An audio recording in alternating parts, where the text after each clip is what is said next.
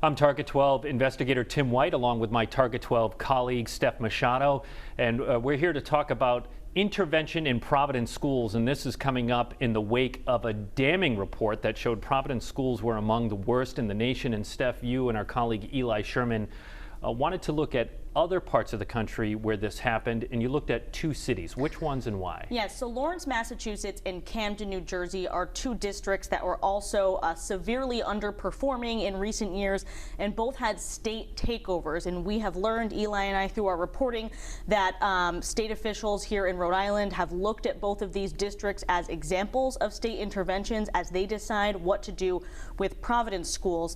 And so that is why we decided to look into how New Jersey handled Camden schools and how Massachusetts handled Lawrence schools.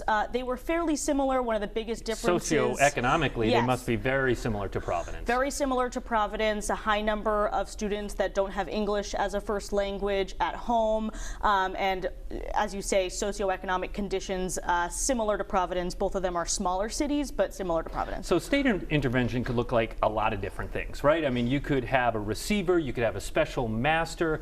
When are we going to learn more about what Rhode Island is looking to do in Providence? So we are expecting to learn a little bit of information tomorrow. On Friday. On Friday, both Mayor Jorge Elorza and the Education Commissioner Angelica Infante Green are expected to speak to reporters separately about their general idea for a plan. We're not expecting a great amount of detail on Friday, but we are expecting some information about the level of state intervention we're looking at after both of those two leaders held a number of public forums in recent weeks in light of that Hopkins report. So there might be a little confusion here, because a lot of people watching this are going to go, wait a minute, I thought we were going to hear more about what's going to happen on Tuesday the 23rd. Why did the timeline move up? Well, so on Tuesday the 23rd is the next meeting of the state's Council on Elementary and Secondary Education.